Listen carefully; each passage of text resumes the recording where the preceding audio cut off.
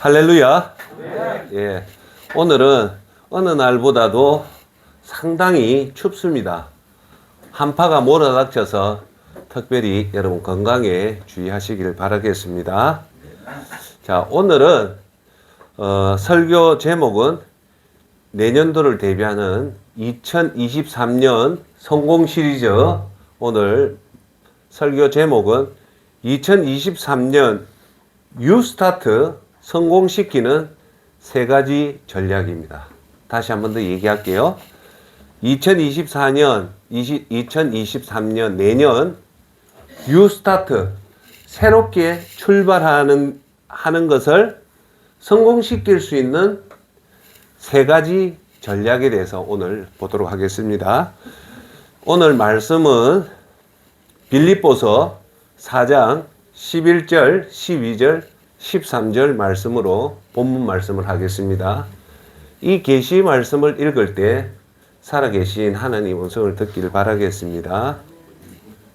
내가 궁핍함으로 말하는 것이 아니라 어떠한 형편에든지 나는 자족하기를 배웠노니 나는 비천에 처할 줄도 알고 풍부에 처할 줄도 알아. 모든 일, 곧 배부름과 배고픔과 풍부와 궁핍에도 처할 줄 아는 일체의 비결을 배웠노라. 13절. 내게 능력 주시는 자 안에서 내가 모든 것을 할 수 있느니라. 아멘. 오늘 말씀 주제는 뭐냐? 오늘 빌립보서 4장 13절 말씀입니다. 내게 능력 주시는 자 안에서 내가 모든 것을 할 수 있다는 겁니다. 우리가 모든 것을 할 수 있는 것은 여기 핵심은 뭐냐? 내게 능력 주시는 자 안에서라는 겁니다. 할렐루야. 오늘 그걸 아시고 우리는 무능하고 약하고 무능력자지만 하나님 안에 계시면 우리는 어떻다고요? 모든 것을 할 수 있다는 겁니다. 할렐루야. 오늘 영어 you start라는 말을 한 번 더 의미를 잡아보면 new, 새로운이란 말이 참 기분 좋죠. 설날이 뭡니까? 새로운 날. 예. 새로운 스타트, 출발할 때 새로운 마음으로 출발하기 위해서는 우리가 이렇게 하려고 하면 성공적으로 이렇게 새로운 기분으로 잘 출발하려면 세 가지 스트레이지, 전략이 필요하다. 먼저 그 세 가지 결론부터 말씀드리고 오늘 설교를 진행하도록 하겠습니다. 첫 번째 전략은 핏빛처럼 선명한 목표를 세우고 집중하라. 오늘 설교의 첫 번째 주제는 핏빛처럼 빨간 선명한 목표를 세우고 집중하라. 두 번째 전략은 소중한 것을 우선으로 하라. 오늘 세 번째 전략은 인생은 모노가 아닌 컬러로 만들어라. 요 세 가지를 가지고 오늘 내년을 여러분이 새로운 마음으로 출발할 때 이 세 가지를 가슴에 두면 반드시 성공할 수 있다는 겁니다. 할렐루야. 자, 오늘 뉴스타트의 첫 번째 전략은 핏빛처럼 선명한 목표를 세워 그것에 집중하라. 우리가 목표를 말할 때 제가 여러분한테 많이 강조하는 것은 핏빛처럼 선명한 목표를 세워라. 그래서 거기에 집중해라 라고 얘기합니다. 자, 여러분 목표가 왜 중요하냐? 먼저 이 얘기부터 할게요. 영국의 우리나라도 의사가 공부를 많이 해야 되지만 미국이나 영국, 유럽이나 의사가 아직도 최고의 직종입니다. 최고 똑똑한 사람들이 의사가 돼요. 근데 영국의 외과 의사 중에 아주 유명한 마틴 로이드 존스라는 박사가 있었어요. 의학 박사가. 이분이 중년에 의사를 다 간두고 목사 생활을 합니다. 그래서 20세기 최고의 목회자 중에 한 명을 꼽아라면 영국의 마틴 로이드 존슨 목사를 꼽습니다. 그분이 아주 영성이 풍성하고 모든 사람을 예수님에게 쉽게 인도하는 그런 아주 귀한 일을 하는데 이 마틴 로이드 존슨 목사가 무슨 말을 하냐면 기독교는 어떤 종교냐면 파이어 온 로직이라고 단순하게 설명합니다. 파이어 온 로직 뭐냐? 그걸 다른 말로 하면 기독교는 불붙는 논리다. 예. 그러니까 여기서 마틴 로이드 존스가 하시는 말씀은 기독교는 논리의 종교다. 예. 즉 원칙이 있고 그 원리가 있다는 거예요. 제가 왜 오늘 설교에 들어갈 때 이 마틴 로이드 존스를 하냐면 우리가 내년에 우리 맞이하는 2023년 365일을 단순하게 논리 없다는 말은 의지로 그래 우리 센터장이 그 말을 하니까 내가 내년에는 내 전성기를 한번 보내봐야 되겠다라는 마음으로 각오를 다지는 것을 뭐라냐 의지라는 겁니다. 그런데 제가 오늘 선생님한테 그리고 유튜브 보시는 분한테 강조하는 것은 이런 논리가 바탕이 안 된 의지는 3일도 안 갑니다. 그래서 우리가 하는 말이 작심삼일이라는 거예요. 작심삼일은 뭐냐? 내가 이 일을 하겠다 하는데 논리 없이 의지로는 것은 의지로만 우리가 그 일을 하겠다는 것은 며칠 간다? 3일밖에 못 간다. 그러면 365일이 가고 1년이 가고 2년이 가고 3년이 가고 꾸준하게 그 일을 계속할 수 있는 이유는 뭐냐면 여러분 잘 들으십시오. 의지로는 안 됩니다. 의지로는 안 되고 뭘 알아야 된다? 따라합시다. 논리를 알아야 된다. 논리를 알아야 된다. 즉 뭐냐? 이론을 알아야 된다는 거예요. 기본을 알아야 된다. 그러면 우리 그리스도인에게 이 로직, 기본은 뭘까요? 논리가 뭘까요? 따라합시다. 하나님 말씀이다. 하나님 말씀이 저와 여러분의 가슴에 딱 새기면 큰 의지가 없어도 우리는 그 일을 할 수 있다는 겁니다. 할렐루야. 자, 그러면 제가 선생님한테 강조하고 싶은 거는 내년을 2023년을 내가 참 잘 보내야 되겠다라는 단순한 의지보다 여러분들 더 중요한 거는 이걸 어떻게 하면 잘 보낼 수 있다는 논리를 알아야 된다는 거예요. 할렐루야. 그 논리가 오늘 말하는 세 가지 전략만 여러분 가슴에 두면 의지가 없어도 충분히 1년을 성공적으로 보낼 수 있다는 겁니다. 할렐루야. 자, 여러분 설교를 왜 듣습니까? 설교는요 우리가 좋은 말을 자꾸 들어서 벤처마킹에서 두 가지예요. 첫째, 알고 있지만 잊고 있는 사실을 다시 한 번 더 깨워서 그걸 다시 붙잡는다는 의미가 있고, 두 번째는 모르는 것을 새로 배워서 하자는 뜻입니다. 여러분, 사람한테 제일 중요한 게 뭐냐? 하나님 말씀을 들어야 됩니다. 할렐루야. 이거만치 중요한 일이 없어요. 제가 한번 여러분한테 간증을 했잖아요. 어떤 분이 목사님한테 한 얘기가, 왜 그리스도인이 세상 사람보다 훨씬 더 착한 일을 많이 하는 그 이유가 뭐냐? 그 세상 사람이 하는 말씀이, 그리스도인은 그래도 최소한 일주일에 한 번 교회 가서 좋은 얘기 듣지 않느냐? 결론은 무슨 말입니까? 좋은 말씀을 듣는다는 거예요. 할렐루야. 그래서 우리가 이 좋은 말씀을 듣고 센터장이 일주일 동안 오늘 여러분들한테 어떤 말씀을 줄까 아주 준비를 많이 해가지고 오늘 선포할 때 여러분들 그걸 듣고 하면 좋습니다. 자, 그러면 오늘 한번 간접 경험해 보세요. 어떤 사람들이요, 인생의 성공을 넘어서 위대한 인생을 사는 사람들이 있습니다. 예. 인생을 성공적으로 사는데 그 성공을 넘어서서 위대한 인생을 사는 사람이 왜 그렇게 위대한 인생을 사는가를 이렇게 조사를 해보면 크게 세 가지 공통점이 있습니다. 그걸 가지고 저와 여러분들이 한번 비교를 해보자고요. 첫 번째가 뭐냐? 이 위대한 인생을 사는 사람은요, 첫째, 중요성을 압니다. 첫 번째 뭐요? 중요성을 압니다. 두 번째가 뭐냐? 이 중요성을요, 자기 현실에 적용을 시키려면 그게 뭐냐? 목표화를 만듭니다.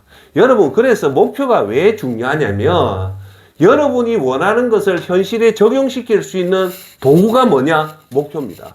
그러니까 그 목표를 여러분 삶에 안 땡겨오면 여러분의 생각하는 좋은 것들을 현실에 적용할 수 없어요. 무슨 말인가 알겠습니까? 여러분이 꿈꾸는 생각들이 모호하잖아요. 그 생각을 구체화시켜서 내 현실에, 내 삶에 적용시킬 수 있는 도구가 있다. 그 도구를 반드시 거쳐야 된다. 거기 따라합시다. 목표다. 세 번째가 뭐냐? 위대한 인생을 사는 이 목표에 따라합시다. 집중한다. 그러니까 위대한 인생을 사는 사람은 그분이 태어난 가문이 위대한 가문이라서 그런 것도 아니고 인맥이 좋아서 그런 것도 아니고 대단한 학력이 있어도 아니고 크게 보면 세 가지예요. 첫째 뭐냐? 그 일의 중요성을 알고 두 번째 그 중요성을 목표화할 수 있고 세 번째 거기에 집중한다는 겁니다. 할렐루야. 그러면 여러분들이 항상 이제 남아있는 인생들을 가치 있고 멋지게 살려면 오늘 센터장이 하는 그 말에 대한 중요성만 깨달으면 돼요. 자, 그러면 중요하기 때문에 한 번 더 강조할게요. 여러분, 새벽 기도가 새벽에 예배당 가서 예배 드리는 것이 왜 필요하냐라는 것은 하수동 센터, 제 얘기해서 너무 죄송한데 이해를 하고 들으십시오. 그 새벽 예배가 중요성을 알면 평생을 할 수가 있어요. 그러면 우리가 새벽 예배를 안 나간다는 말은 딱 한마디로 할 수 있어요. 그게 뭐냐? 중요성을 모르면 못합니다. 여러분, 다이어트를 왜 실패하냐? 실패하는 이유는 다른 거 없어요. 다이어트, 살을 빼는 중요성을 모르면 실패해요. 운동을 왜 안 하냐? 운동이 건강에 중요하다는 것을 알면은 자기 삶에 제일 우선으로 운동을 삼습니다. 무슨 말인가 알겠습니까? 여러분이 어떤 일을 한다, 예배를 드린다, 기도를 한다, 전도를 한다, 선교를 한다, 구제를 한다, 섬김을 한다. 이 중요한 것들을 하고 못하는 것의 제일 첫 번째 기준은 뭐다? 따라합시다. 중요성이다. 중요성을 알면 할까요? 안 할까요? 합니다. 중요성을 모르면 안 해요. 자, 그래서 한 번 더 얘기합시다. 전도를 못하는 이유는 뭘까요? 답이 나와 있잖아요. 따라합시다. 전도의 중요성을 모르기 때문에 안 하는 거다. 그러면 전도를 하는 사람은 뭘까요? 전도의 중요성을 알기 때문에 하는 거예요. 할렐루야. 그거 꼭 기억하십시오. 자, 2023년 365일은요, 여러분한테 표현하면 엄청나게 거대한 시간이 이제 여러분 앞에 딱 주어집니다. 이 365일은 부자나 가난한 자나 연세가 있으신 분이나 젊은 사람이나 대학생이나 직장 다니는 사람이나 똑같이 2023년 1월 1일부터 12월 30일 거대한 시간을 여러분한테 다 주어줍니다. 자, 문제는 이 주어진 시간을 가지고 어떻게 사용하느냐에 따라서 여러분의 결과가 나타난다는 겁니다. 결론은 뭐냐? 여러분한테 주어진 이 365일을 어떻게 사용하느냐가 관건이라는 겁니다. 할렐루야. 자, 그러려면 여러분이 잘 준비해야 됩니다. 잘 준비하기 위해서는 제일 먼저 지난번에도 얘기했다시피 이걸 365일을 잘 보내려면 제가 여러분한테 가장 강조하고 싶은 것은 기대감을 가져야 됩니다. 아, 내년에 2023년 참 그래. 내 생에 한번 제일 멋진 달을 한번 만들어 봐야 되겠다라는 그런 기대감을 가지고 시작한다면 여러분 100점입니다. 그런데 2023년을 맞이하는 여러분 마음에 아무런 기대감도 없고 아무런 감동도 없이 그냥 어느 연도와 똑같이 그냥 생각 없이 맞이하면 2023년도 그렇게 딱 보내게 되어 있습니다. 무슨 말인가 알겠죠? 그래서 여러분 어떻게 됐든 저떻게 됐든 내년 2023년은 자 고개 들어보십시오. 오늘이 12월 19일입니다. 이제 남은 거 해볼 11일밖에 안 남았어요. 지금 여러분 시선은 현재를 보면 안 되고 어떻게 해서든 2023년을 딱 보고 있어야 돼요. 어떻게 해서든 앞으로 11일 후에 맞이할 2023년을 머릿속에 가지고 있고 각오를 단단히 하고 기대를 하고 있다면 여러분 잘하고 있는 거예요. 자, 여러분 이런 말이 있잖아요. 저 사람은 저력이 있다. 저 축구팀은 저력이 있다. 저력이란 말이 참 좋은 말이잖아요. 여러분, 내년도는 여러분 믿음의 저력을 더 강화시키십시오. 할렐루야. 여러분, 저력이 있는 사람이 되십시오. 나이에 맞게끔. 예. 자, 그래서 여러분들 내년에는 지난주에 제가 얘기했던 거 한 번 더 리와인드 기억을 새롭게 할게요. 지난번에 2023년을 성공시키는 비결을 해서 4가지를 얘기했습니다. 첫째, 내년은 천국 가서 상을 받았는데 상을 분석해 보니까 너는 2023년도에 일을 가장 많이 했다. 너 상급은 2023년도 그 1년이 가장 좋았다. 라는 칭찬을 들을 수 있는 2023년이 되길 바랍니다. 자, 여기서 말하는 거는 천국 상급은 여러분 이해돋기 위해서 한번 설명할게요. 여러분 내년도 돈 열심히 벌으면 2023년 천국 가서 2023년에 천국 상급을 보면 있을까요? 없을까요? 없습니다. 여러분 한 번 더 강조할게요. 여러분 천국에서 상급 받으려면 어떻게 해야 되냐 따라합시다. 순수한 믿음. 이거 없으면 천국 상급을 못 받습니다. 예. 예.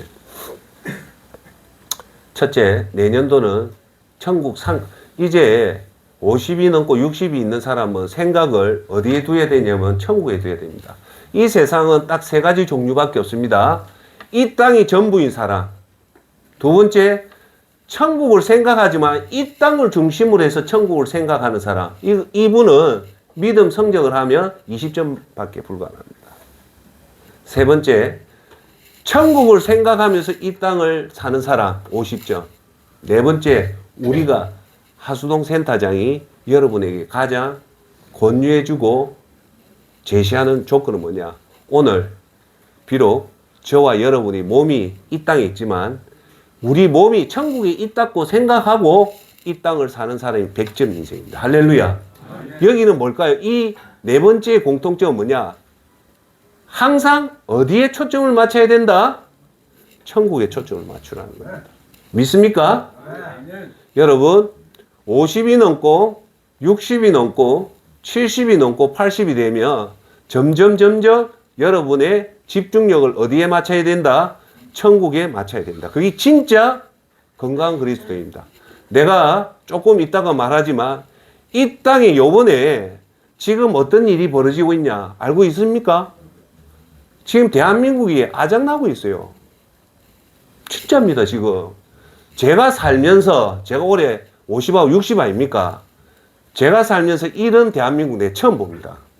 여러분 체감을 못하지만 저는 어째 좀 몸서리칩니다. 이 너무 이런 위기는 IMF도 없었고, 그 다음 AIG 사태에도 이런 일이 없었고, 10년 전에, 요번에 있었던 2028년에 코로나 팬데믹 사건도 이런 게 없었는데, 지금 이 일을 저는요, 제가 금융권 30년 하면서 이런 일 처음 봅니다.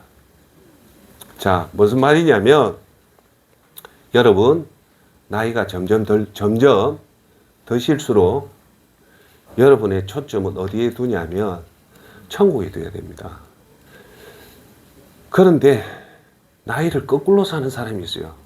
나이를 거꾸로 사는 사람이 젊은 게 아니고 나이는 드는데 여전히 세상에 집착을 해서 돈 벌 궁리만 한다면 세상의 논리로는 어떻게 얘기할지 모르지만 믿음의 눈은 그건 어리석어도 한참 어리석은 짓이에요. 자, 두 번째, 내년은 지난번에 얘기했다시피 전성기가 내년이가 돼야 된다. 여러분 전성기 있었죠? 네. 내년이 전성기가 되는 여러분 삶의 최고의 전성기가 언제냐고 물어본다면 여러분들은 2023년이 내 최고의 전성기였다. 라는 기대감을 가지라는 말씀입니다. 세 번째는 뭐냐? 여러분의 믿음의 신기록을 가지고 계신다면 내년도는 그 믿음의 신기록을 갱신하는 한 해가 되란 말입니다. 예배에 대한 신기록을 갱신하든지 기도의 신기록을 갱신하든지 성경 읽는 것의 신기록을 갱신하든지 전도를 갱신하든지 반드시 내년에는 믿음의 신기록을 갱신하는 한 해가 되길 바라고 그걸 첫 번째 그 뭡니까? 상급, 두 번째 전성기, 세 번째 믿음 신기록을 한마디로 얘기하면 따라합시다. 하나님을 기쁘게 하는 한 해. 다 잊어드려요. 내년도는 여러분이 기쁘고 자녀가 기쁜 게 아니라 하나님을 기쁘게 하는 한 해가 되길 바랍니다. 할렐루야. 그러기 위해서는 천국 상급, 전성기, 믿음의 신기록을 하는 것이 하나님을 기쁘게 하는 겁니다. 자, 여러분, 제가 지난주에도 잠깐 언급했지만 내년도 23년에 여러분의 최고의 적은 누구일 것 같습니까? 제가 지난주에도 얘기했습니다. 여러분의 적은 여러분의 부모일 것 같습니까? 여러분의 친구일 것 같습니까? 여러분의 배우자일 것 같습니까? 아니면 동료일 것 같아요? 사실은 자세히 보면 자기 자신입니다. 대부분 포워드 앞으로 나가려는 그 발걸음에 발목을 잡는 사람은 타인이 아니고 자기 자신입니다. 대체적으로 자기 자신을 잡는 이유는 자기 자신이 뭐라고 얘기하냐? 첫째, 많이 얘기하는 게 나이입니다. 야, 네 나이에 무슨 짓 하나? 제발 그런 짓 하지 마. 그거 자기 자신이 하는 거예요. 두 번째, 니는 임마 공부도 못하는 것이 뭐 그런 것 하냐? 그거 자기 자신이 얘기하는 거예요. 세 번째, 너 임마 무슨 돈이 있다고 또 그런 일을 해? 자기 자신이 잡습니다. 자, 내년도에 정말로 여러분 마음속에 있는 포도원의 늑대를 잡아야 될 게 뭐냐? 여러분 자신에 있는 부정적인 생각을 잡아야 됩니다. 할렐루야. 아멘. 긍정의 여러분 그 I can do it 뭐 모든 것이 할 수 있다 그런 말이 아니에요. 자, 사람은 이 땅에 태어난 모든 사람은 하나님의 형상을 가지고 태어났기 때문에 모두 다 존귀하면서 모두 다 무한한 힘을 가지고 있습니다. 할렐루야. 여러분 특히 70대 이후에 여러분 잘 기억하십시오. 제가 유명한 얘기 할게요. KFC 켄터키 프라이드 치킨 집 앞에 가면 흰수염 난 허연 아저씨가 막대기 잡고 있죠. 거기 KFC 창업자 마크 샌더슨이라는 분이에요. 그분이 창업한 시기가 언제냐? 65세 창업합니다. 65세 창업하라면 하겠습니까? 제가 말씀은 65세에서 창업하는 소리가 아니고 65임에도 불구하고 새로운 출발을 했다는 그 마음가짐을 우리가 벤처마킹 하자는 겁니다. 두 번째, 여러분 세계적으로 가장 보수적인 직업을 꼽으라면 대체적으로 미국 연방대법원 판사를 꼽습니다. 권위와 명예를 다 가진 직업 중에 하나가 미국의 연방대법원 판사인데 그분이 몇 명이냐? 12명밖에 없습니다. 이분들의 평균 나이가 몇 살인가? 그러니까 76.5세입니다. 그 말은 뭐냐? 여러분 미국이나 북미 지역에서요 취업을 할 때 나이로 제한하면요 큰일 납니다. 엄청나게 페널티 받습니다. 이력을 봤는데 입사 조건이 65년 이하는 안 됩니다. 이런 문구가 들어가면 나이에 취업을 금지하면요 뭐 좀 쉬워 개박살 납니다. 절대 미국이나 캐나다에서는 나이로 취업을 제한 못하게 합니다. 나이는 절대 그거 아닙니다. 즉 뭐냐? 저와 여러분들이 하나 깨달아야 될 것은 나이가 들면요 육체적인 에너지는 떨어지지만 반대로요 뭐가 강해지는 거 아닙니까? 지력과 판단력과 예견력은 강해집니다. 그래서 나이가 들면 들수록 사람의 예측력과 예견력과 분석력이 월등히 뛰어납니다. 여러분 세계 최고의 오케스트라라고 하면 세계 최고의 오케스트라 하면 3대 오케스트라를 꼽습니다. 런던 필하모닉 오케스트라. 두 번째가 오스트리아에 있는 빈 필하모닉 오케스트라를 꼽고요. 세 번째 독일에 있는 베를린 하모니를 꼽습니다. 즉 런던, 비엔나, 베를린이 세계 최고의 오케스트라입니다. 여기는 어마어마합니다. 여기 한번 정기 연주회 보러 가면 보통 티켓이 100만 원 넘습니다. 그런데 여기는 들어갈래도 구경을 못해요. 여기에 3대 이 오케스트라의 지휘자의 평균 나이가 몇 살이냐면요. 놀라지 마십시오. 82세입니다. 즉 우리가 보는 최고의 사람들은 여러분 세계의 모든 그 영향력을 일으켰던 위인들의 평균 나이가 뭐냐? 75세입니다. 즉 나이가 들 때 우리는 나이가 들면 노인이 된다지만 사실은 데이터는 그게 아닙니다. 진짜 세계를 이끌어 나갔던 나이대는 사실은 70대가 가장 많다는 겁니다. 그러니까 절대 여러분 나이에 안주하면 안 됩니다. 자, 제가 여러분한테 얘기했잖아요. 우리 과거에 살 때 모세가요 인간의 나이를 규명한 게 시편에 나와요. 인간은 70이요 강건하면 80이라고 얘기했고 옛날에는 60을 못 넘겼어요. 저희 아버지 세대는. 그래서 60을 넘기면 환갑잔치를 한 겁니다. 제 어르신도 아버지 빼고 다 60 전에 다 돌아가셨어요. 예. 그런데 여러분 보십시오. 지금은 100세 시대가 도래를 했기 때문에 지금 어떻게 해야 되냐면 여러분 연세에 20을 반드시 빼야 됩니다. 그래서 여러분 60인 사람은 현재 40이고 70인 사람은 50이고 80인 사람은 60이라는 마음을 가지고 사는 것이 100세 시대에 합리적으로 자기의 나이의 평가 방법입니다. 할렐루야. 자, 그래서 여러분한테 꼭 말씀드리고 싶은 것은 특히나 사람들이요 잘 되면 자기가 막 신인 줄 알아요.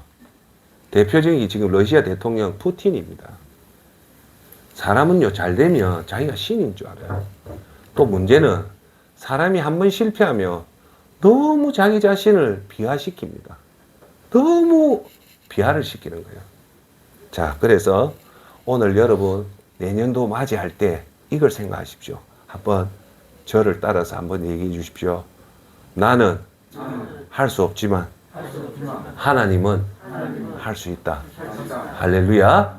빌립보서 4장 13절 말씀, 오늘 본문 말씀, 내게 능력 주시는 자 안에서 내가 모든 것을 할 수 있느니라. 아멘. 여러분이 할 수 있는 모든 근거는 내게 능력 주시는 자 누굽니까? 하나님 안에서 우리는 할 수 있습니다. 이제 맞이하는 2023년은 우리 힘으로는 아무것도 못하지만 하나님 주시는 능력 안에서는 어떻게 할 수 있다? 모든 것을 할 수 있다는 겁니다. 할렐루야. 그걸 항상 가슴에 두십시오. 내년도에 내가 노력해서는 할 수 없지만 하나님이 함께 해주시면 여러분의 자녀 문제, 여러분의 건강의 문제, 여러분의 천국 입성의 문제, 여러분의 물질의 문제 다 할 수 있을까요? 없을까요? 할 수 있습니다. 할렐루야.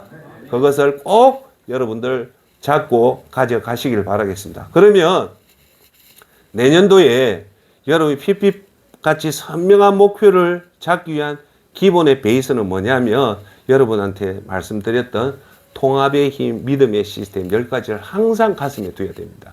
그걸 가지고 매달마다 점검을 하셔야 됩니다. 그러면 통합의 힘 시스템 10가지가 뭐냐? 첫 번째가 뭡니까? 구원. 두 번째가 예수 그리스도. 세 번째가 믿음의 시스템 세 번째가 구원을 점검하라. 믿음의 시스템 네 번째가 영에 집중하라. 육에 집중하지 말고 영에 집중하라. 믿음의 시스템 다섯 번째가 뭡니까? 예배. 믿음의 시스템 여섯 번째가 기도. 믿음의 시스템 일곱 번째 말씀. 믿음의 시스템 여덟 번째 전도. 믿음의 시스템 아홉 번째 선교. 열 번째 구제 하나님 영광입니다. 요것을 여러분 이 땅 떠날 때까지 가슴에 딱 새겨서 한 주가 끝나고 한 달이 끝나면 내가 이 10가지 중에 내가 잘한 건 뭐고 못한 건 뭐를 반드시 점검해서 잘한 것은 여러분이 스스로 격려해 주시고 못한 것은 반성하고 성찰해서 다시 돌아와야 됩니다. 할렐루야. 그것을 꼭 잡고 나가기를 바라겠습니다. 그리고 핏빛처럼 선명한 목표 중에 제가 여러분한테 꼭 권유하고 싶은 말은 뭐냐 따라합시다. 제로 상태. 내년은 죄가 제로 상태를 한번 만들어 봐란 말입니다. 할렐루야. 거기 뭐냐? 바람이 안 부는 곳을 우리가 뭐라 합니까? 무풍지대라죠. 예. 죄가 하나도 없는 지대가 뭡니까? 무죄지대입니다. 여러분 삶이 내년도에는 그렇게 높고 원대한 목표를 한번 잡아봐란 말입니다. 나는 내년도에 죄를 한 번도 안 짓겠다. 하수동 센터장이 항상 그 말 합니다. 자, 그러면 제 제로 상태를 가지기 위해서는 세 가지만 여러분들 전략을 가지고 있으면 됩니다. 요 전략만 알면 돼요. 제가 여러분들한테 제일 강조하는 게 뭔가 합니까? 스트레이지 전략입니다. 의지가 아니라 어떤 문제를 풀 수 있는 전략이 뭔가를 여러분들이 알면 그걸 이겨낸단 말입니다. 모르면 어쩝니까? 어리버리 당수 팔단짓 합니다. 무슨 말인가 알죠? 허공을 치는 거예요. 자, 죄를 하나도 안 지을 수 있는 방법 첫 번째, 죄의 투쟁심이 있어야 됩니다. 뭐의 투쟁심? 죄에 대한 강한 투쟁심이 있어야 돼요. 할렐루야. 아멘. 그리스도인의 가장 큰 특징은 뭐냐? 죄의 투쟁심이 있는 거예요. 예. 그래서 어떤 경우든 내가 죄한테 지지 않고 죄한테는 승리하겠다는 투쟁심이 있어야 되고요. 두 번째, 제일 중요한 지혜로운 말입니다. 이건 꼭 기억하십시오. 뭐냐? 죄는요, 알면 도망갑니다. 다시 할게요.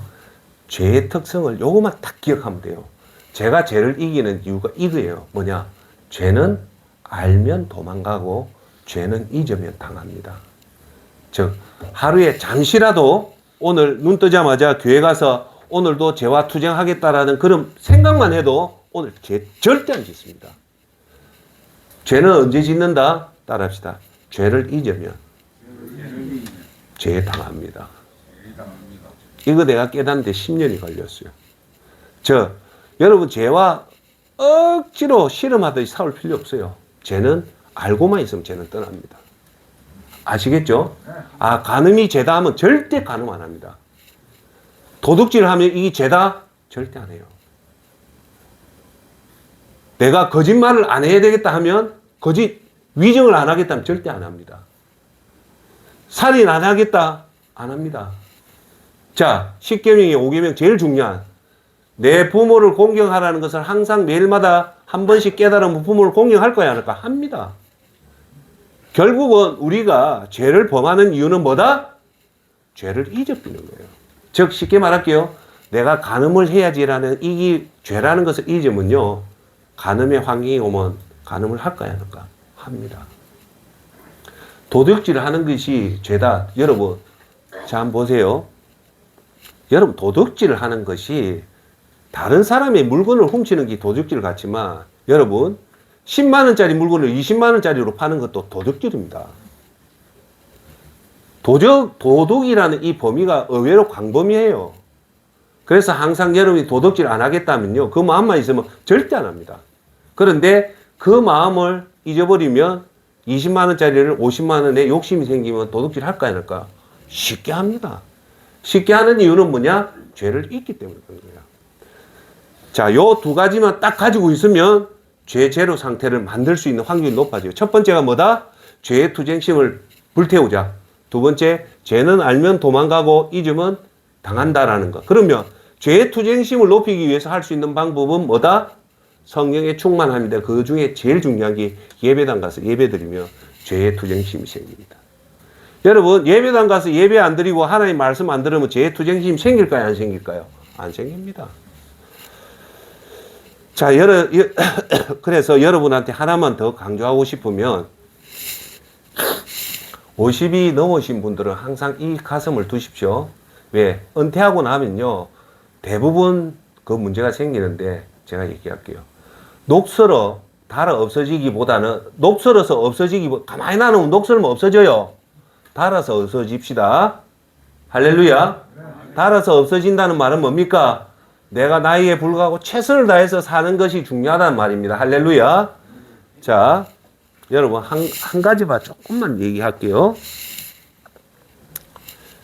지금 우리나라하고 일본이 인구 구조가 거의 비슷한데 우리나라의 가장 무서운 게 뭐냐면 고독사입니다. 고독사가 뭡니까? 고독하게 혼자 있다 죽어버리는 거예요. 죽는데 그 죽은 시체를 언제 발견한다? 한 달 후나 늦게는 시체가 썩어서 발견하는 게 그게 고독사입니다. 그 고독사 하는데 가보면 너무너무 고독하게 살다 죽는 거예요. 그게 현대사회가 얼마나 지금 냉정하다는 걸 얘기합니다. 자, 그런데 여러분 놀랄만한 사실은 고독사가요 80의 고독사는 줄 압니까? 여러분 일반인들이 모르는 사실이 있습니다. 고독사는요 80, 70이 하는 게 아니고 50대, 60대 고독사를 합니다. 놀라운 사실 아닙니까? 그런데 이분들이 50대, 60대의 고독사를 왜 하는가 합니까? 대부분 은퇴하고 나서 그 일들이 마땅한 일들을 못 찾아가지고 결국은 방에서 죽는 거예요. 자, 그러면 우리가 고독사를 방지할 수 있는 제일 좋은 방법은 녹서르가 없어지면 고독사입니다. 그 대신 바쁘게 움직이면 고독사 절대 안 합니다. 할렐루야. 여러분, 은퇴가 뭡니까? 은퇴하면 일을 관두는 것이 은퇴가 아니에요.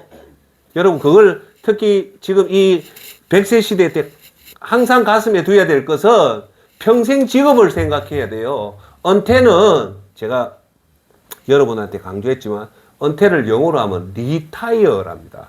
리타이어라는 뜻이 뭐냐? 타이어가 오래 닳으면 타이어를 갈아 끼우는 거 있죠? 그걸 리타이어라고, 리타이어는 그걸 은퇴라는 겁니다. 은퇴는 닳아진 타이어를 빼고 새 타이어를 갈아 끼우는 거지 쉬라는 게 아니란 말입니다. 할렐루야. 그래서 여러분들은 항상 녹슬어 없어지서, 제가 지난번에 여담 삼아 집에서 할 일 없이 하면 뭐합니까? 누워서 텔레비전 온종일 보면요 100% 치매 옵니다. 여러분, 치매 방지하려면 고스톱하고 신문 읽고 자꾸 생각해라는 이유는 뭐냐? 텔레비는 생각을 막지만 그거 끄고 자꾸 생각해라는 겁니다. 따라합시다. 녹슬기보다 달 없어지자. 무슨 일을 해야 된다? 하나님 열심히 하다가 하나님 부를 때 가야 된다는 겁니다. 할렐루야. 자, 오늘 그 유스타트 두 번째는 소중한 것을 우선으로 해라. 자, 여러분 2023년은 우선적으로 해야 될 일을 뭘 해야 된다? 소중한 일을 우선적으로 해라. 이 개념은 제가 한 얘기가 아니고 미국의 최고의 휴먼 디벨롭먼트였던 스티븐 코비 박사가, 돌아가신 코비 박사가 시간 관리의 제일 원칙의 첫 번째가 뭐냐? 시간은 소중한 것부터 먼저 하라는 것이 그 내용입니다. 자, 여러분, 내년도에 2023년도에 여러분한테 제일 중요한 건 뭐냐? 소중한 것을 먼저 해라는 겁니다. 자, 그럼 얘기할게요.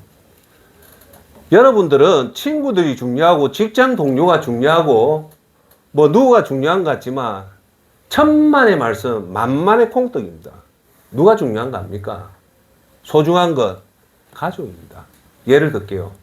여러분이 장기간 입원에 딱 가면 첫날부터 일주일간은, 지금은 병문안이 못하지만 한 10년 전에 뭐다 닥쳐요. 지금 병문안 잘 못해요. 10년 전에 병문안 가면요 첫날, 이틀, 3일째, 일주일 동안 사람이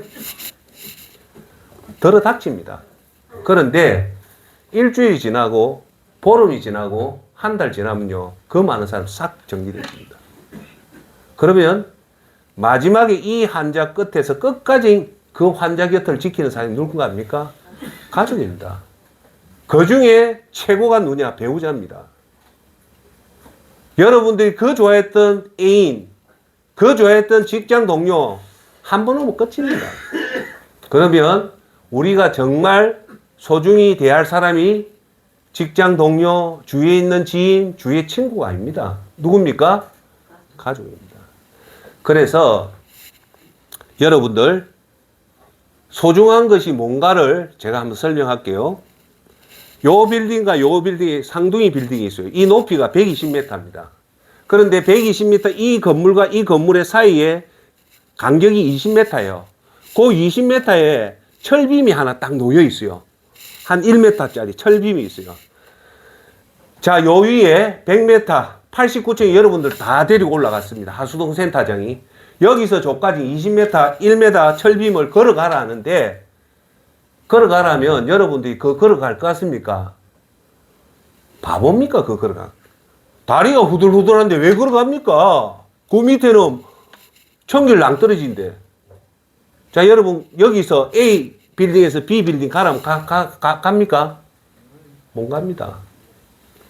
자, 그런데, 자, 이제 테스트를 할게요. 요쪽 빌딩, 요쪽 앞에 가면 1억 원 돈을 주겠다. 딱 얹어놔요. 그럼 갈까요? 안 갑니다. 왜? 여기서 저까지 20m 가는데 1억 받는 것보다 떨어지 죽을 확률이 훨씬 더 높거든요. 그러면 바보 아닌 이상 내 당장 1억 없으면 죽는 사람 알고는 안 갑니다. 그게 소중한 거예요. 자, 그런데 이제 차원을 달려서 요 앞에 누가 있냐? 여러분이 제일 소중한 손자가 있는 거예요. 할아버지 하면서 웃는데 애가 일로 올라가는 거예요. 야야 일로 오면 안 된다 하는데 이 애가 모르고 올라가는 거예요. 아장아장. 그러면 여기 계시는 존경하는 시니어 여러분, 그 건너편 갈까요, 안 할까요? 제가 판단할 때 10명 중에 10명 다 건너갑니다. 왜요? 내가 사랑하는 손자가 떨어지는데 내가 떨어져 죽는 게 낫지. 갑니다. 이 사례가 여러분한테 주는 메시지가 뭐냐? 진짜 소중한 것은 돈이 아니라는 겁니다. 가장 위기에 처했을 때 여러분을 움직이는 동력은 돈일 것 같지만 아니에요. 진짜 여러분을 움직이는 것은 가족이고 그게 소중한 거예요. 그걸 2023년 제일 우선으로 해라는 겁니다. 사람들은 엉뚱한 돈 버는데 그런데 허비하다가 하나님 앞에 가면 하나도 칭찬 못 받습니다. 지혜로운 사람 어떤 사람입니까? 오늘 보지 않고 천국을 생각하면서 그걸 확신을 두고 오늘을 주위 사람이 어떤 얘기를 하든 평가를 하든 흔들리지 않고 하나님 말씀 잡고 예수님 손 잡고 가는 사람이 가장 현명한 사람이고 지혜로운 사람입니다. 할렐루야. 자, 여러분, 내가 조금 이따 중요한 얘기하는데 항상 이 말씀은 꼭 기억하십시오. 뭐냐?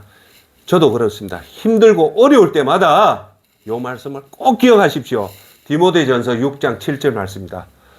우리가 세상에 아무것도 가지고 온 것이 없음에 또한 아무것도 가지고 가지 못하리니 6장 7절 말씀은 이 말씀이 뭐냐면 빈손으로 와서 빈손으로 간다는 말이죠. 그 말이 아닙니다. 잘 들으십시오.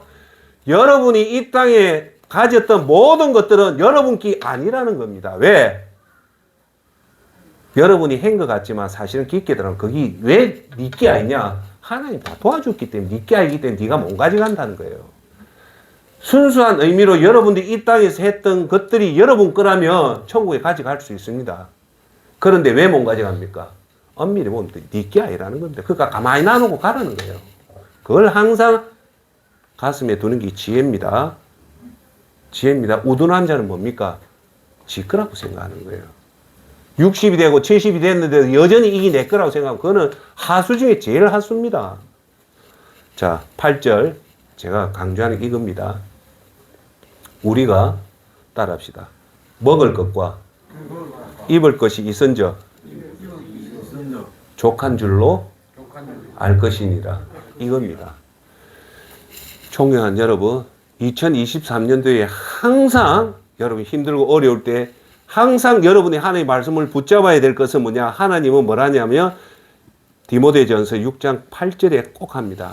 너는 두 가지만 있으면 만족해라. 뭐? 첫째, 먹을 것. 따라합시다. 먹을 것, 입을 것. 이것만 있으면 다 만족해라는 겁니다. 그럼 된다. 그러면 왜 하나님이 이 땅에서 제일 먹을 것하고 입을 것만 있으면 이거를 족하라는 이유가 뭘까? 한번 설명해 보십시오. 왜 이 말씀을 했을까요? 되게 중요한 뜻이 있어요. 이 땅이 다면 이렇게 얘기 안 합니다. 이 땅이 전부라면 너 아파트 있어야 되고 최소한 아파트는 45평이 있어야 되고 차는 최소한 그랜저 이상이 있어야 되고 이런 말을 할 겁니다. 왜? 이 땅이 전부라면. 여러분 기억하십시오. 이 땅은 우리가 전부가 아닙니다. 이 땅은 잠시 있다가 떠날 나그네 상이기 때문에 미련 두면 안 됩니다. 할렐루야. 그렇기 때문에 잠시 있다 떠날 세상에는 필요한 것은 먹을 것과 입을 것만 있으면 돼요. 그러니까 오늘 여러분 부도가 나고 힘들고 어려울 때 울지 마란 말입니다. 딱 하나. 내가 먹을 게 있다. 입을 게 있다. 그럼 만족해라. 누구 말입니까? 하나님 말이니까 권위가 있는 말입니다. 다 이유가 있단 말입니다. 제발 자기 생각으로 자기 자신을 스스로 힘들게 하지 말란 말입니다. 왜 그러냐? 여러분들이 어른들이 힘들면 가족 전체가 흔들린단 말입니다. 여러분 투자 실패도 돼요. 그러면 어른이면 자기가 자기 자신을 수술해야지. 자기가 수술이 쉽게 이해하십시오. 수술이 못하니까 술이나 드시고 자기가 흔들리니까 집안 전체가 흔들린다. 그런단 말입니다. 여러분 가정이고 집안의 리더고 집안의 어른이면 집안에 어떤 환경이 와도 여러분들은 절대 흔들리면 안 됩니다. 안 들리는 이유는 뭐냐? 야야 온나 하나님 말씀 뭐라 하냐? 디모데전서 찾아봐라. 6장 8절에 뭐라 했냐? 우리 다 같이 읽어보자. 우리가 먹을 것과 입을 것이 있은즉 족한 줄로 알 거라. 하나님 말씀이다. 자, 아들아, 며느라, 손자야, 우리 집에 아직도 우리가 비록 전세에 살지만 하나님은 뭐 해라? 입을 것이 있고 그리고 먹을 것이 있다면 만족해라. 이게 진정한 그리스도의 어른입니다. 그러면 이 말씀을 성경을 놔놓고 부모가 할아버지가 한다면 그 밑에 자녀하고 며느리, 사위, 조카가 비웃었을까요? 아닙니다. 야, 우리 할아버지 대단하다. 우리 아버지 대단하다. 세상이 오늘같이 아무리 한파가 와도 우리 할아버지 손만 잡고 가면 되겠구나. 우리 아버지 손만 잡고. 그게 어른이고 그게 부모입니다. 할렐루야. 그래서 신의 인생은 어렵지 않습니다. 진짜는 천국 입성이고 이 땅은 나그네 인생입니다. 항상 기억하십시오. 자, 이제 경제적인 부분, 오늘 핵심적인 부분을 얘기하겠습니다. 먼저 오늘 부동산 이 파산난 지경에 대해서 내가 간략하게 얘기 드리기 전에 여러분한테 드릴 말씀은 신명기, 제가 여러분한테 항상 강조하는 신명기 8장 3절. 너를 낮추시며 너를 배고프게 줄이게 하시며 또 너도 알지 못하며 내 조상도 알지 못하던 만나를 내게 먹이신 것은 사람이 떡으로만 사는 것이 아니요 여호와의 입에서 나오는 모든 말씀으로 사는 줄을 내가 알게 하려 하심이라고 얘기합니다. 이것은 무슨 말씀이냐? 사람은 일경 밥 먹고 사는 것 같고 돈으로 사는 것 같지만 그것도 필요하지만 진짜 사람은 하나님의 진리를 가지고 사는 것이 진짜라는 겁니다. 할렐루야. 아시겠죠? 자, 지금부터 얘기합니다. 지난번에 했다가 그거 했는데 돈만큼 실패하지 마십시오. 어떤 실패는 다 할 수 있어요. 얼마든지. 왜? 실패를 통해서 좋은 경험을, 그러니까 우리의 단어 중에 실패라는 거 없어요. 실패는 뭐냐? 이렇게 얘기하면 됩니다. 이렇게 하면 안 된다는 것을 경험한 거다. 그래서 사실은 성공보다 실패를 통해서 월등히 많은 것을 배웁니다. 그래서 실패는 너무너무 중요하기 때문에 실패를 많이 하는 게 좋아요.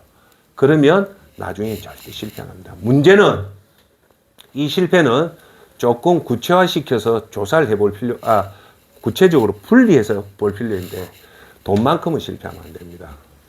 여러분, 제가 아는 지인들 평생 모으면 보통 한 5, 6억을 모읍니다. 그거요, 모으는데 4, 50년이 걸리는데 이거 날리는 건 한순간에 날립니다. 문제는 투자 실패를 해가지고 돈 날리면요, 여기 회복되는데 최소 10년이 걸리고 회복하는 사람은 전체 중에 10%도 안 되고요. 대부분 그것으로 끝입니다. 그러니까 절대 돈만큼은 실패하지 마라. 즉 뭐냐? 돈은 움켜쥐고 있으십시오. 절대, 제가 나중에 미리 얘기할게요. 60이 넘고 두 가지 하면 안 됩니다. 60이 넘어서 조금 더 돈 벌 거라고 새로운 사업 시작하는 사람, 그거 진짜 좀 양해하고 쪼다 중에 최고 쪼다입니다. 두 번째, 60이 넘어서 조금 더 돈 벌 거라고 투자하는데 그것도 쪼다 중에 최고 쪼다입니다. 그럼 뭐 어떻게 해야 되냐? 있는 것에 만족하십시오. 여러분 있는 돈으로 한 달에 100만 원 쓰면 그것에서 만족하고 살면 됩니다. 왜? 내가 얘기했잖아요. 질서만 잡으면 돼요. 돈이 아닙니다. 질서만 잡으면 사람 삽니다. 질서가 없으면 100억을 벌어 죽습니다. 그거 항상 가슴에 두십시오. 아십시오? 자, 이제 본론으로 들어갈게요. 자, 우리나라가 제가 아까도 얘기했듯이 제가 살면서 이런 경우 처음이라는 이유를 지금부터 설명할게요. 우리나라에서 큰 환란이 왔던 게 제일 첫 번째가 1988년도에 IMF 사태입니다. 기억하시죠? 제가 그때 있었습니다. 그때 제가 금융권에 있을 때 하나만 얘기할게요. 스파트 금리가 제 기억으로 1998년 1월 말 금리가 25%까지 치솟았어요. 그런데 그때 평균 금리가 17, 18%인데 유독 1월 달에 25% 오르고 다시 17%로 내렸거든요. 자, 여러분한테 이해하기 좋게 얘기해요. 1998년도에 IMF 사태는 쉽게 말해 기업의 사태입니다. 개인한테하고는 큰 영향이 없었고 무슨 사태다? 기업입니다. 그때 산미가 넘어졌고 진로가 넘어졌고 기아그룹이 무너졌고 그 다음 제 대우그룹이 무너졌어요. IMF는 대기업이 무너진 사태라고 보면 됩니다. 그리고 나서 정확하게 10년 후에 또 세계 공황이 옵니다. 그게 뭐냐? AIG에 의해서 모기지 서브프라임 사태를 해서 미국에서 발생된 금융위기가 우리나라에 들어닥칩니다. 이때도 제가 금융권에 있었는데 제 생애에 처음 봤습니다. 베어스턴스라는 여러분 모르는데 미국의 최고의 투자회사가 한순간에 무너지는 걸 내 눈으로 봤고요. 여러분 잘 아시죠? 리만 브라더스가 그때 넘어집니다. 그리고 메릴 린치도 넘어지고 그때 미국의 최고의 간판 주자들이 다 무너질 때 제가 그럴 때 입을 못 닫았어요. 그게 어느 정도냐면 우리나라 지금 삼성전자가 무너지는 거예요. 그걸 내 눈으로 본 게 2008년도 모기지 서브프라임 사태입니다. 그게 뭐냐면 금융의 부실입니다. 즉 미국은 알트 프라임 서버 그런 프라임 알트 서버가 있는데 이 신용 등급이요. 신용이 제일 높은 게 프라임, 그다음 알트 서버가 제일 나쁜 신용 등급인데 이자들한테 대출을 해준 사태가 서버 프라임 사태입니다. 자, 그리고 여러분 10년 후에 2018년도에 어떤 또 사건이 일어나냐면요. 여러분 잘 아시죠? 코로나 팬데믹 사건이 일어나. 전 세계 재앙적인 질병이 와서 사건이 일어난 거예요. 요거는 질병의 사태입니다. 그런데 지금 2022년도 현재 일어난 사태는 왜 심각하냐면 이거는 개인의 사태입니다. 제가 살아오면서 금융권에 35년 근무하면서 개인 사태가 이제 벌어진 게 처음으로 본 게 지금 사태입니다. 지금 사태는 뭐냐? 제가 여러분한테 얘기했다시피 부동산에 파산이 온 거예요. 파산이 온 이유는 뭐냐? 갭 투자가들이, 갭 투자가라는 말을 지금 용어로 쓰거든요. 갭 투자는 이겁니다. 우리나라가 전 세계 부동산이 우리나라만 가지고 있는 특수한 형태가 뭐냐? 전세제도입니다. 즉, 10억이라는 아파트를 외국에서는 10억 돈을 주고 사야 되는데 우리나라는 갭 투자라는 건 뭐냐? 10억짜리 아파트 안에 전세자가 거기 살고 있단 말입니다. 얼마 주고? 7억을 전세를 주고 살고 있기 때문에 갭 투자자는 10억짜리 집을 10억을 가지고 사는 게 아니라 3억 돈만 있으면 10억짜리 집을 살 수 있습니다. 이걸 갭 투자라. 무슨 말인가 알겠죠? 그런데 이 갭 투자가가 왜 이렇게 우리나라에 이 부동산을 왜곡시켰냐면 저금리입니다. 저금리고 박근혜 정부 때 최경환 총리가 대놓고 아파트 투자해라는 게 거의 결정적인 계기를 했어요. 그러다 보니까 10억이라는 집도 2억만 있으면 전세 8억짜리 2억만 있으면 그 집을 산단 말입니다.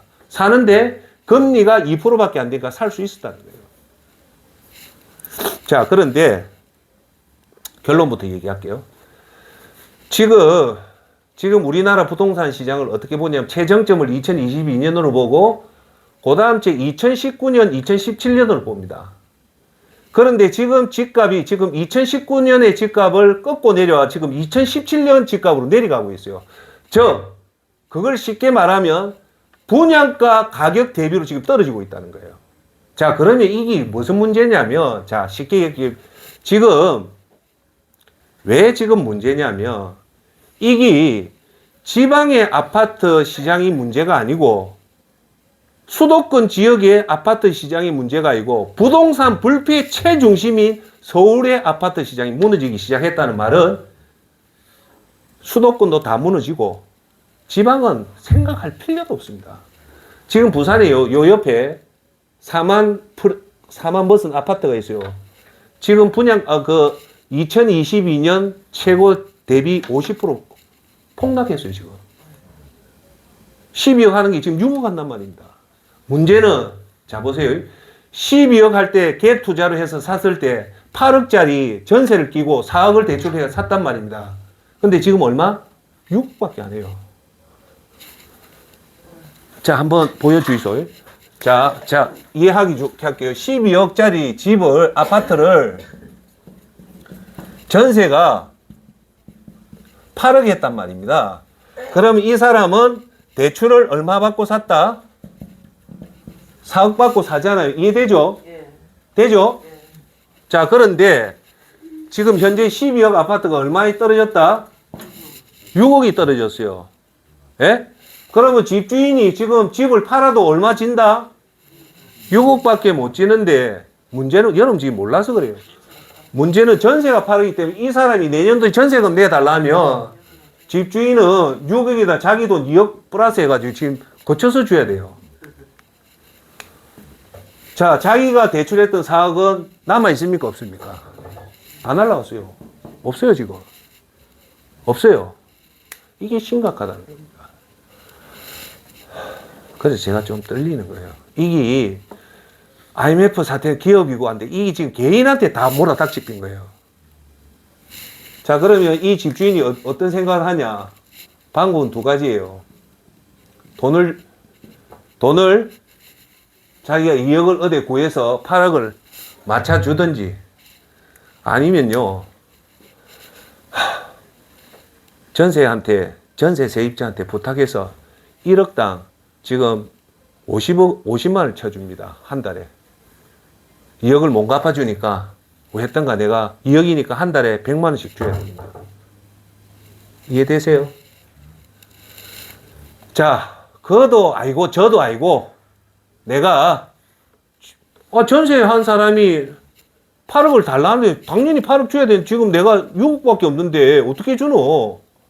그러면 얘기해서 내가 어디 끌어와서 2억을 보태가 6을 주든지 아니면 한 달에 100만 원씩 주든지 마지막 방법이 뭡니까? 마지막 경매입니다. 경매로 날릴 수밖에 없어요.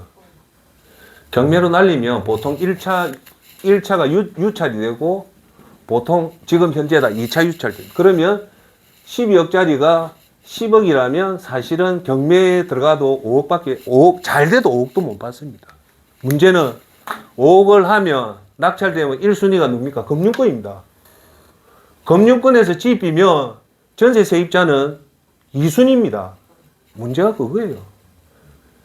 이게 지금 부산에서 일나는 게 아니고 지금 수도권이 아니고 서울에서 지금 다 일난다니까요.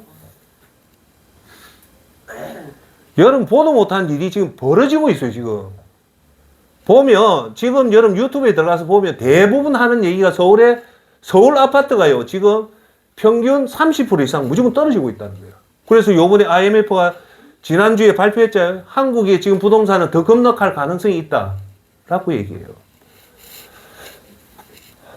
자, 여기서 제가 여러분한테 드릴 말씀은 그러면 지금 이 갭 투자했던 영끌족이라 하죠. 영혼을 다 팔아서 대출받았던 영끌족들 어떻게 될 것이냐. 두 가지 내 얘기할게요.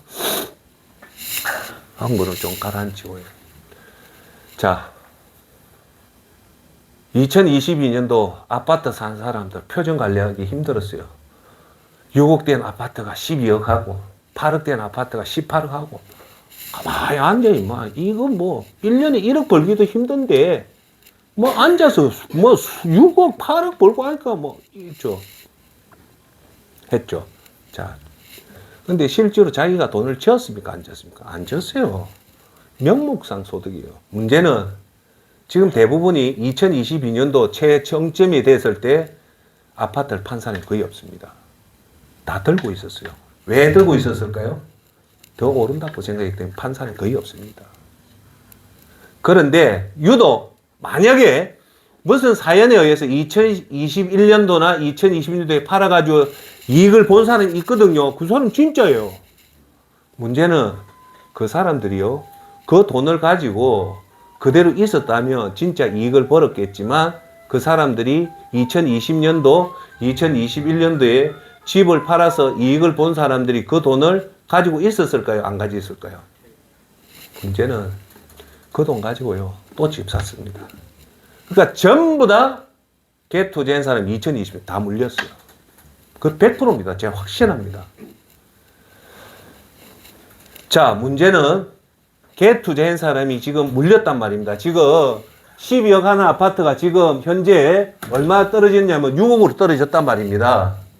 그러면 여러분들이 지금 투자를 안 해서 모르지만 대부분 이 사람들이 뭘 생각하는가? 두 가지 생각합니다. 이걸 과연 들고 있어야 될 것인가? 왜? 다시 6억 하던기 최소한 8억까지는 올라가야 되지 않겠냐라고 해서 들고 있을 것인가? 아니면 지금이라도 아파트를 팔아야 될 것인가? 갈등 속에 있습니다, 지금. 갈등 속에 있어요.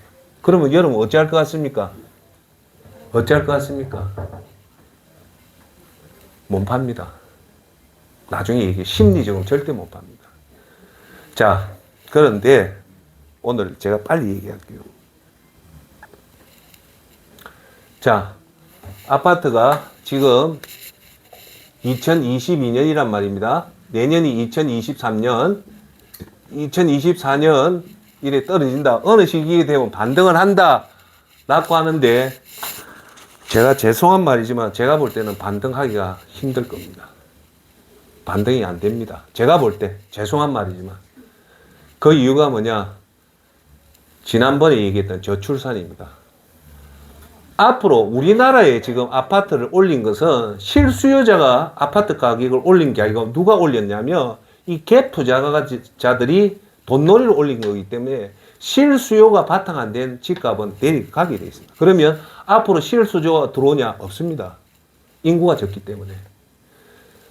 그걸 증명할 수 있는 게 있습니다. 그게 뭐냐? 일본 부동산 시장을 보면 딱입니다. 일본의 인구 구조나 우리나라 인구 구조가 거의 비슷한데 악성적으로 보면 우리나라는 좀 더 악성입니다.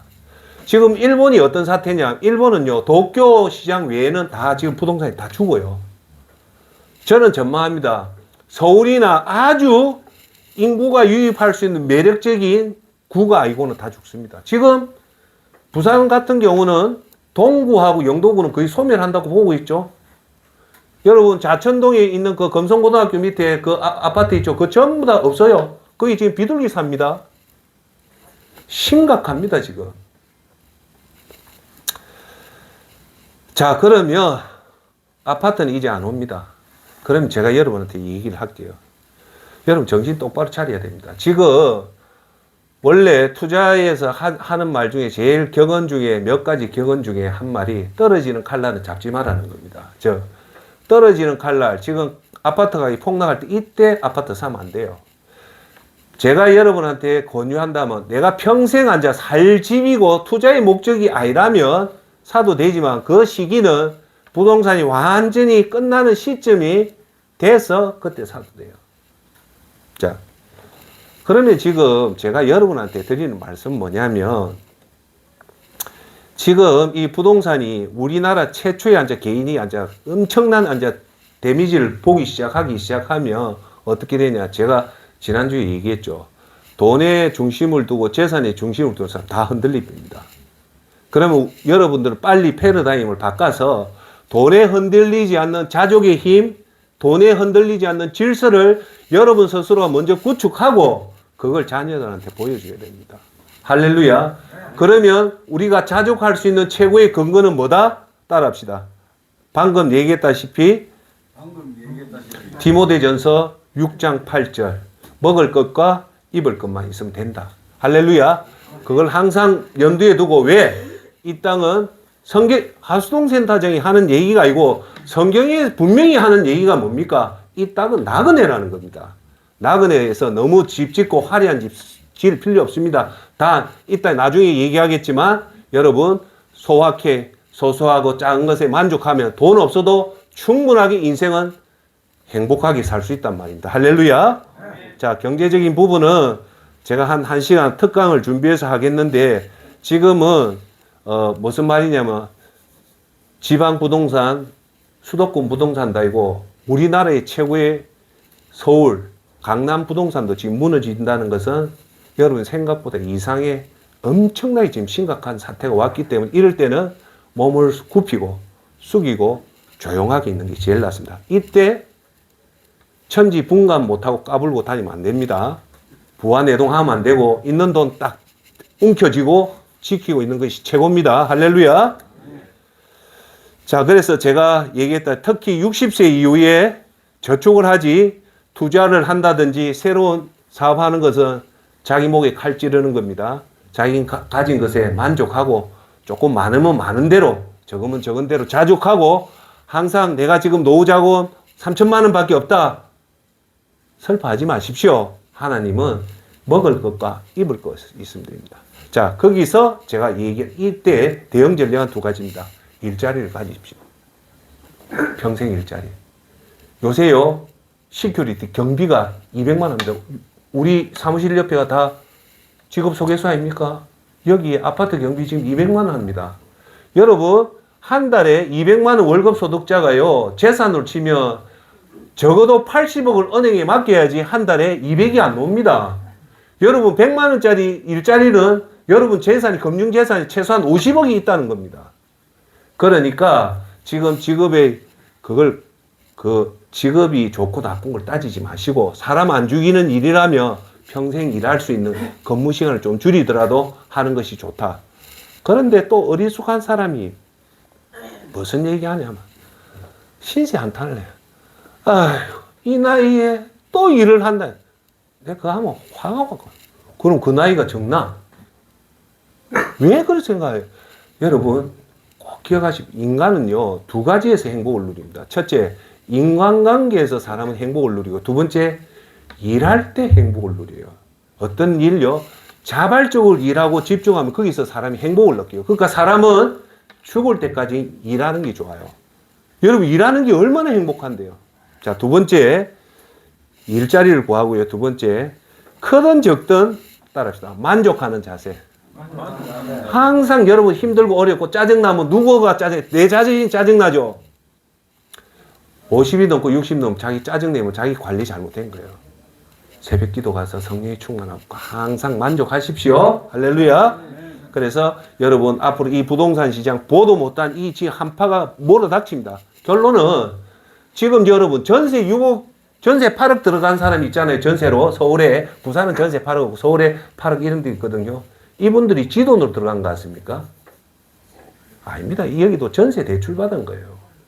제가 금융권에 있지만요. 대한민국 사람 중 95% 전부 다 대출 없는 사람이 없습니다.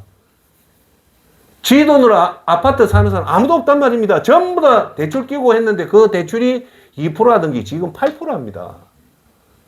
다 죽을랍니다. 원금을 갚는 게 아니고 이자만 갚는 게 80만 원 갚던 사람이 지금 저 얘기했다면 180 갚는데 지금 우리나라 평균 소득이 400이 이하가 안 되는데 어떤 사람 지금 이자만도 400이 넘는단 말입니다. 그 이유가 뭘까요? 사람은 떡으로만 산다고 생각했기 때문에 그런 거예요. 여러분, 돈이 없어도 하나님 경외하고 자족하고 돈 버는 데 현안되면 절대 안 됩니다. 할렐루야. 자, 그러면 여러분들이 앞으로 2023년도에 업해야 될 것, 올려야 될 것 7가지가 있는데 요걸 항상 명심하고 세 번째로 넘어 첫째 따라합시다. 만족을 업하자. 만족하는 것을 업하십시오. 세븐업이다. 따라합시다. 세븐업. 첫 번째 업은 만족을 업을 시키라. 스스로가. 두 번째 업은 뭐냐? 감사를 업을 시키라. 감사하는 것을 작년에는 2번을 했다면 올해는 4번을 업 시키라. 두 번째는 감사, 세 번째는 질서 정연한 삶을 업을 시키라. 네 번째 부지런함을 업을 시키라. 뭐예요? 부지런함. 5번째 성실함을 업을 시키고 6번째 정직함을 업시키고 7번째 겸손을 업시키십시오. 요거만 가지면 자 보십시오. 첫째 만족, 두 번째 감사, 세 번째 질서, 네 번째 부지런함, 5번째 성실, 6번째 정직, 7번째 겸손. 요거만 딱 업 시키면 따랐다. 천하무적이다. 여러분, 최고의 인재가 서울대학 나오고 외국에 박사학위 받는 사람이 최고의 인재가 아닙니다. 이런 사람들이 뭐를 잘하기 때문에 된다. 그게 뭐냐? 첫째, 부지런하고요. 두 번째, 사람이 보든 안 보든 성실하게 일을 하고, 세 번째, 어떤 경우든 정직하게 일을 하고, 네 번째, 섬기고 겸손하고. 이 사람이 최고의 인재입니다. 쉽게 말해서 직장 생활이나 사회 생활을 하면 부지런한 사람이 의외로 적습니다. 진짜 게을러요. 두 번째, 불성실합니다. 눈가림하죠. 제가 항상 좋아하는 말이 뭔가 합니까? 사람 보는 눈은 똑같습니다. 저 사람 내가 좋게 보면요, 다른 사람도 좋게 봅니다. 그런데 약삭 빠르고 영악한 사람들은 어쩌는가 합니까? 사람 보면 일하는 척 합니다. 일을 하는 게 아니고 일하는 척 합니다. 그걸 모를까요? 결국은 압니다. 지만 모르지. 세 번째, 정직해라. 그 사람이 어디를 가든 정직하면요, 그 사람이 상위 1위 안에 듭니다. 네 번째, 거기다가 그 사람이 부지런하고 성실하고 정직하면요, 천명주의야. 한 명 반짝입니다. 근데 그 사람이요, 겸손까지 하면요, 이 사람은 어디 내놔도 천하무적됩니다. 지금 제 딸이 프랑스에 있는데 제가 제 딸한테 항상 강조하는 뭐냐? 절대 기죽지 말고, 첫째, 어떤 경우든 부지런하고, 두 번째, 사람이 보든 안 보든 성실하고, 세 번째, 정직하고 겸손해라. 프랑스에 이 꽃하는 여기 종업원이 7명인데 우리 딸이도 한데 사장이요, 우리 딸 보고 놀래킨 거예요. 동양인데 키도 크고 이쁜데 애가 부지런하고 성실하고 정직하고 눈에 딱 드러나니까요, 이 사장이 우리 딸한테 지원을 엄청 하는 거예요. 그 왠가 알아요? 사람의 인재 값어치는요, 다른 거 아닙니다. 사람이 아침 일찍 출근하고, 사장 보든 안 보든, 지금 보든 안 보든, 지 일 열심히 하고, 어떤 경우는 정직하면요, 어디 가도 이깁니다. 그럼 우리 딸이 프랑스에서, 파리에서 그 힘들다들 잘하고 있습니다. 인재의 조건은 그겁니다. 자, 하나만 더 얘기할게요. 오늘 월드컵 결승했죠. 저는 다 봤어요. 아르헨티나 결국은 이겼어요. 전 세계가 지금 아르헨티나를 박수를 쳐요. 왜 치는 거 아닙니까? 메시가 라스트 댄스를 잘했다. 마지막 잘했다. 여기서 우리가 하나 배울 게 있습니다. 여러분, 유럽의 모든 나라가요, 축구를 하면 유럽 나라를 응원한답니다. 벨기에, 잉글랜드, 독일, 이탈리아, 이라면 전부 다 응원하는데요, 딱 한 나라만은, 이게 유럽에 있는 정설입니다. 딱 한 나라만은 응원을 안 한대요. 그게 어느 나라인가 합니까? 프랑스랍니다. 프랑스는 절대 우승하기를 안 바란대. 유럽 여러 나라가.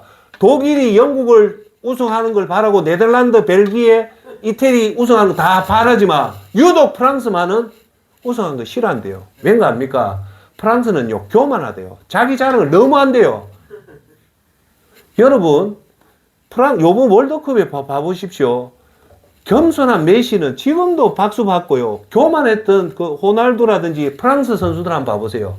그 애들 겸손한 모습 봤습니까? 다 교만합니다. 여러분, 반드시 하십시오. 잠언서에, 전도서에 힘이 있다고 전쟁에 승리하는 것이 아닙니다. 전쟁은 하나님 손에 달린 거예요.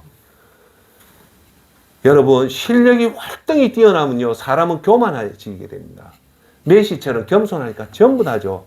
저는 이번 월드컵에 딱 하나 배웠습니다. 어떤 경우든 사람은 특히 잘 될 때는 어떻게 해야 된다? 겸손해야 된다. 그래서 겸손이 우리 삶에 너무너무 중요하다. 그래서 여러분들이 실력이 있으면 특히 겸손하게 살기를 바라겠습니다. 이제 세 번째로 넘어갈게요. 2023년 뉴스타트를 하기 위해서는 인생은 흑백으로 살지 말고 컬러 인생, 다양한 인생을 살아라. 내년은 단조롭게 살지 마시고 다양한 인생을 한번 누려보십시오. 무슨 말인지 알겠죠? 자, 그게 뭐냐면 전도수가 오늘 우리한테 내년도를 어떻게 살아나라는 교훈을 줍니다. 자, 그건 뭐냐면, 여러분, 우리 인간이 정말 제어할 수 있는 것은 현재 순간에 일어나는 일에 대한 우리가 결정하는 태도밖에 없어요. 일어나는 일은 우리가 어떻게 할 수가 없어요. 그 좋았던 일, 나빴던 일을 어떻게 우리가 대응할 것이냐 생각하고 받아들일 것이 우리의 태도밖에 없습니다. 즉 하나님은 전도서를 통해서 여러분들이 좋은 차를 타고 성공을 하고 거기에서 누리라는 것이라고 얘기하는 것이 아니라 작고 소소한 것이 하나님 주는 선물이니까 그것을 따라합시다. 누리자. 누리자라는 말이 뭡니까? 한번 얘기해 보십시오. 예? 누리자. 이게 누리자라는 말이 뭡니까? 성공을 누리고 행복을 누리고 음식을 누리라는 것은 이 중요한 뜻이 있습니다. 뭐냐? 따라합시다. 만족하자. 만족하자입니다. 사람이 아무리 복을 많이 받아도 만족 못하면 만족한다는 건 누리는 거거든요. 만족하면 그걸 누리는데 그 많은 재산에도 불구하고 만족 못하면 인간은 불행해집니다. 두 번째, 아무리 많은 소유를 가져도 그것을 만족하지 못해서 누리지 못하면 그 많은 소유도 아무 소용이 없다는 겁니다. 자, 이제 여러분이 가슴에 두어야 될 전도서의 중요한 얘기를 할게요. 전도서 6장 2절 말씀입니다. 잘 들으십시오. 전도서 6장 2절. 하나님이 어떤 사람에게는 부와 재산과 명예를 원하는 다대로 주시면서도, 잘 들으세요. 자, 하나님은 어떤 사람에게, 모든 사람이 어떤 사람한테 뭘 준다? 최고의 걸 다 줘요. 부와 재산과 명예를 원하는 대로 다 주면서도 그것들을 그 사람이 즐기지 못하게 하시고 엉뚱한 사람이 즐기게 하시니 참으로 어처구니 없는 일이요 통탄한 일이다. 이게 전도서에 하는 얘기예요. 그 사람이 누릴 걸 다 주지 마. 주고 나서 하나님 그걸 못 누리게 만들어준다는 겁니다. 자, 그런데 전도서 6장 3절에 앉아 드디어 나옵니다. 자, 들어보십시오. 사람이 자녀를 100명이 낳고 오랫동안 살았다고 하자. 그가 아무리 오래 살았다고 하더라도 그 재산으로 즐거움을 누리지 못하고 죽은 다음에 제대로 묻히지도 못한다면 차라리 태어날 때 죽어서 나온 아이가 그 사람보다 더 낫다. 이 말이 뭐냐? 여기 핵심 뭐냐? 즐거움을 누리지도 못했다는 거예요. 뭐요? 자녀를 100명 낳고 오래 살았다가 정말 부귀공명영화를 다 누렸지만 정작 뭐를 못 누렸다? 즐거움을 누리지 못했다는 뭘까요? 그것을 만족 못했다는 겁니다. 할렐루야. 여기서 우리가 오늘 전도서에 꼭 하나님은 우리한테 준 것을 누리라고 줬는데 우리가 못 누렸다는 것은 구체적으로 얘기하면 뭐다? 만족을 못하면 그걸 못 누린다는 거예요. 할렐루야. 그러니까 밥을 먹는 것을 만족하면 밥을 먹는 걸 누리는 거고, 그죠? 자식이 많이 놓으면 그걸 만족하면 누리는 거고. 따라합시다. 만족하자. 만족하자. 그것이 누리는 겁니다. 자, 그래서 제가 여러분한테 말하는 것은 첫째, 모노, 흑백 인생을 살지 말고 컬러 인생을 살아라는 것은 첫째, 만족을 해라. 누리라. 그거 뭐냐? 건강이 있다면 뭐 해라? 만족하며 건강을 누리는 거다. 오늘 입맛이 야, 나는 왜 이래 입맛이 좋아? 이거는요, 최고의 축복입니다. 그걸 만족하십시오. 누리십시오. 잠을 자는 것들 만족하고 누리십시오. 그것이 하나님이 주는 최고의 복이라는 겁니다. 할렐루야. 아시겠죠? 그래서 여러분, 내게 능력 주시는 자는 거하는데, 자, 걱정은, 전도서가 우리한테 하는 그 말은 컬러풀한 인생을 살아라는 건 요겁니다. 첫째, 친구와의 대화를 즐겨라. 즉, 돈이 없어도 훨씬 더 중요한 게 친구와의 대화, 좋은 사람과 대화를 많이 해라. 그것이 인생을 돈 많이 풍부하게 하는 것보다 훨씬 더 풍부하게 한다. 두 번째, 얼굴에 비치는 따사로운 햇살을 즐겨라. 누려라. 이건 돈 안 들죠? 그런데 의외로 이것들이 훨씬 더 하나님 주시는 행복이라는 거죠. 세 번째, 소중한 사람들과 식사하는 것을 즐겨라. 밥 먹을 때, 가족들과 할 때 만족하고 즐겨라. 즉, 전도서가 우리한테 주는 것을 따라합시다. 삶에 소박한 것을 누려라. 만족하라. 이것이 하나님이 주는 풍성한 선물이라는 겁니다. 할렐루야. 자, 여기서 여러분 생각을 딱 모아드릴게요. 하나님 주시는 풍성한 선물은 아파트 68평, 여러분 진급해서 대기업에 이사라고 해서 삼성에 40억의 연봉, 이게 아니라는 겁니다. 하나님 성경에서 여러분 성경에 그런 것들을 하나님 선물이라고 한 성경 구절은 한 군데 없지만 전도서에 분명히 말하는 것은 이런 것들, 친구와의 대화, 얼굴에 비치는 따사로운 햇볕, 소중한 사람들과의 식사, 이런 삶의 소박한 것을 누리고 만족하는 것이 뭐다? 하나님이 주는 풍성한 선물이다. 할렐루야. 그럼 우리의 선물은 외형의 물질에 있는 것이 아니라 우리가 손에 닿을 수 있는 가난한 자나 힘든 자가 다 누릴 수 있는 이것을 붙잡고 누리는 것이 우리가 내년도에 모노 인생이 아니라 컬러풀한 인생은 그렇게 살 때 우리가 풍성한 인생을 살 수 있다는 겁니다. 할렐루야. 자, 두 번째, 여러분, 컬러풀한 다양한 인생에 제일 중요한 것은 따라합시다. 여유를 가지자. 여기 제일 중요해요. 어떤 경우든 죽을 일 없습니다. 불나는 일 말고는 항상 마음을 편안하게 가지십시오.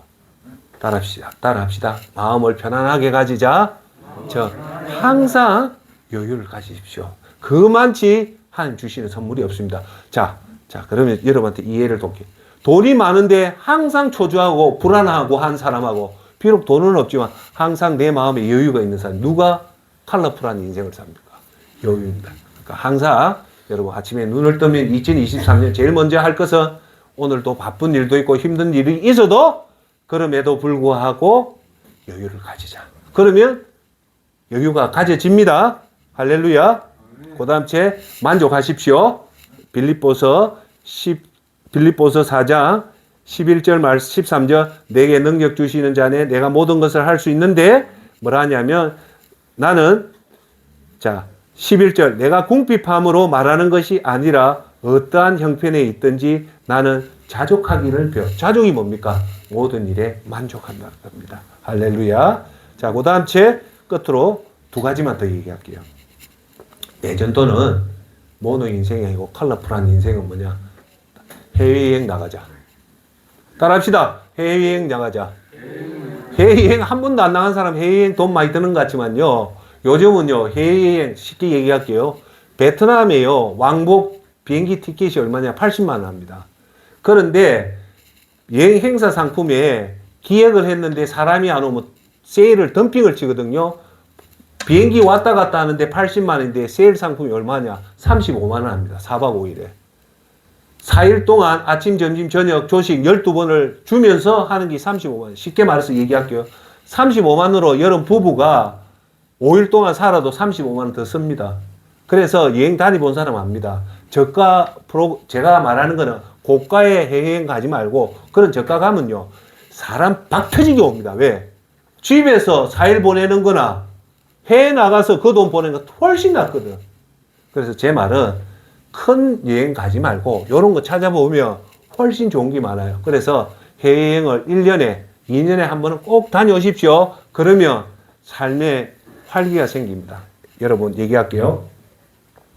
사람의 행복을 돈으로 살 수 없습니다. 그런데 행복을 돈으로 살 수 있는 유일한 방법이 있어요. 그게 뭐냐? 여행 가면 행복을 살 수 있습니다. 그래서 내년도에는 절대 흑백 인생 살지 말고, 여보 그렇다더라 하센터지 한번 알아보세요. 그래서 해외여행 다닌 사람 무조건 다닙니다. 왜? 계산해보니까 손해가 있거든. 그래서 그렇게 1년에 최소한 한 번은 나가도 됩니다. 그 흐른 거. 자, 끝으로 마지막으로 내년도 컬러풀한 인생은 옷을 잘 입으십시오. 뭐라고요? 옷을 잘 입자.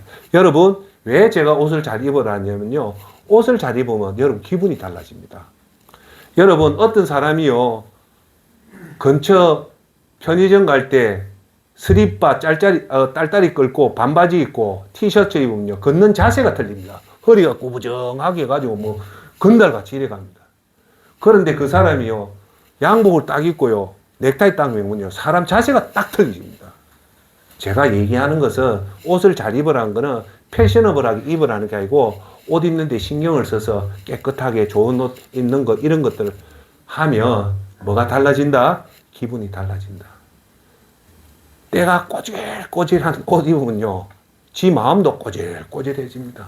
그런데 항상 깨끗하고 다림질하고 깨끗한 옷을 입은 그런 좋은 기분이 들기 때문에 내년도에는 옷을 좀 잘 입는 여러분이 되길 바랍니다. 자, 결론 짓겠습니다.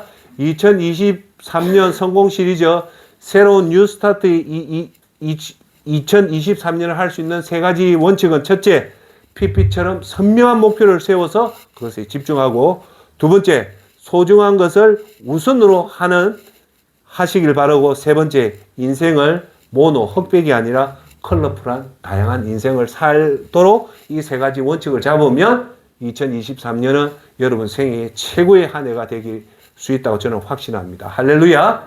자, 다 함께 기도하도록 하겠습니다.